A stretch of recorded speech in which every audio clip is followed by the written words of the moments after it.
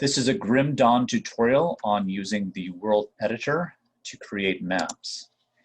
So this is the editor here, and we are going to use the beginner's modding tutorial that is included with this. So I'm going to select the modding tutorial and tutorial world.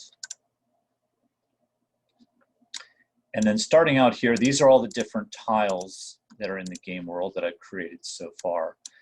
So we're going to add to that. And we are going to do Desert 2 over here. So we're going to add in this section here. So we're going to start by region and adding new terrain. And that's going to go into our maps folders as Desert 2. And then the size of all the maps that I'm doing are 128 by 128. So as soon as that's created, this is the one that's highlighted now. We're going to drag this over a little bit. So this is the new map section, and then we're going to place it right here.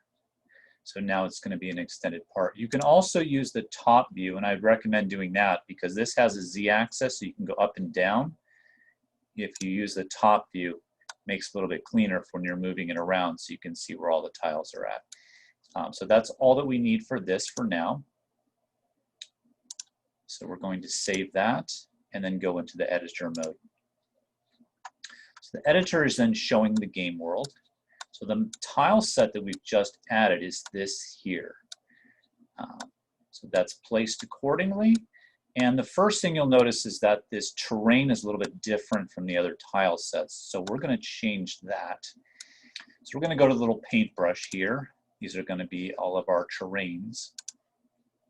And we just have the default terrain here. So we're going to add in a layer for this.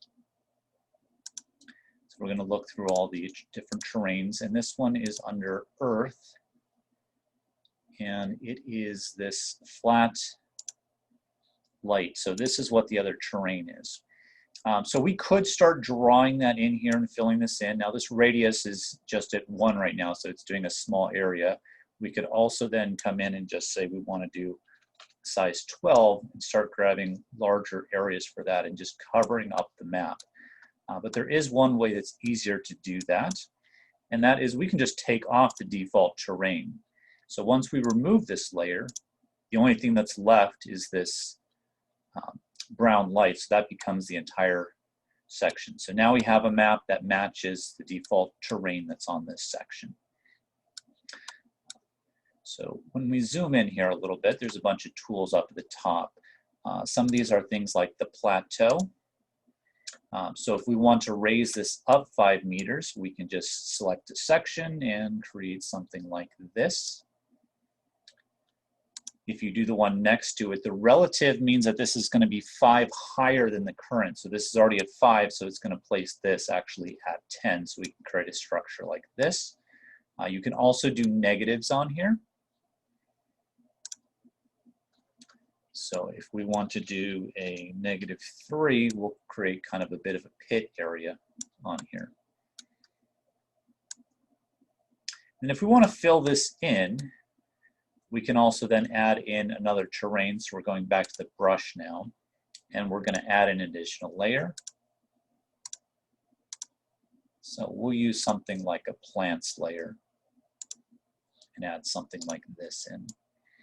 If you left click on this, it's going to kind of place like you barely see it there because it's actually kind of mixing the two. If you hold down Shift, it's going to kind of fill that in. And then again, you can decide the radius that you need here. So if we need a smaller brush, we can just start adding in smaller area as we want. If you decide that's not really what you want, you can always just remove this layer. Keep in mind, if you have this in multiple locations, it's going to remove that from everything on there. But for now, I'm just going to remove that layer just to show that we have just now our pit. And then we're going to place a couple objects on here. So we're going to go to the Create, and this has all the different records. Most of them are under Level Art. So you can just kind of start grabbing stuff in here and just kind of testing out what some of this stuff looks like. Use the delete key if you don't want it. but you can place all the different objects in the world directly into the game this way. And flora is going to be mostly like trees, bushes, and stuff like that. So you just kind of create objects into the world and just kind of start placing however you want. Now you can use these tools here to do rotations. It will only allow you to go so far, so you do have to keep grabbing this and spinning it, but you can get a full 360 motion. You can also do things like different, vertical, horizontal, and kind of position it however you want. If you grab this tool here, you're going to do sizing, so we can shrink it down a little bit.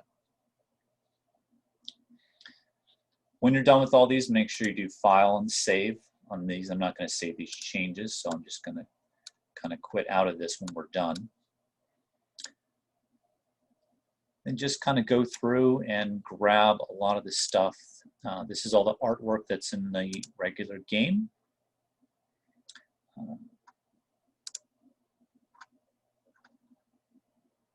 Grab whatever you feel is necessary for it and kind of piece things together. For the pathing on this, that is the red icon. So it's the paintbrush with the red on here. This will show you basically where you can move and where you cannot. So on here you see a lot of areas are mapped out about where the player can't move across the map. And you can do these manually, but a lot of it will be automatic. So when you create stuff like this, a lot of times objects will automatically not allow you to move over it, but this helps to get an exact pattern of what's pathable and what's not. So I'd really recommend kind of going over a lot of your work and doing that. You'll also notice that this is all in red right here. So if we play the game now, you could not enter this area. We have to remap all the pathing in order for it to recognize that this is an accessible area for this as well. And that is going to be up at the top here. So that was going to be,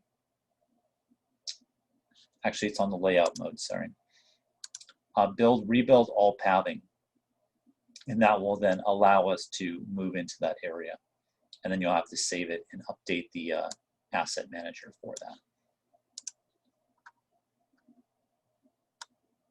that. So basically on that, I'm going to just use left click and kind of draw out an area on here. So we wouldn't want to be able to walk across the edges.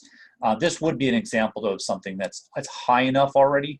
They would probably prevent you from actually walking on this to begin with, but you could kind of specify. And then if you hold shift, it'll do the exact opposite. So we're just basically erasing that on here. And that's pretty much it for most of the basic tools on here. I'm going to do a little showcase here and show some of the areas and stuff that are created. So a little bit of the stuff we've kind of pieced together. And on here, if we go up to view, you can't just toggle this. It's kind of a little odd that you can't just unclick that to see it. But what you can do is go to view and go to impassable to toggle it off. And then we can kind of get an idea here of the rest of the map of the stuff that's here. So create a little area with a little bit of enemies and such ready to go. So this is a little bit of the areas that are been kind of play testing through a little bit. And then over on this side, I really like these. I haven't really turned it into too much yet, but I do like the visual look of some of the stuff as you're going through it. And then over on the side here, if you go up to this gate, getting a little bit of some of this. So that's kind of the basic tutorial. This is really the fun part of the map. What I really suggest that you do, if you do a lot of modding on this, is to modify the map as you go. So I play test a little bit. I add some items into the game. I tweak some stats, work on a skill. But I always come back to the map editor to do a little bit of touch up of detail and stuff. So it's always progressing and as I'm going back. And I am actually playing this as I test through it and kind of work on balance and just making sure that everything is kind of the way that I want it. Right now I have added in, just recently started to add some of the beginning equipment on here, balancing of skills, and kind of going through that. So that's it for now. Thank you very much.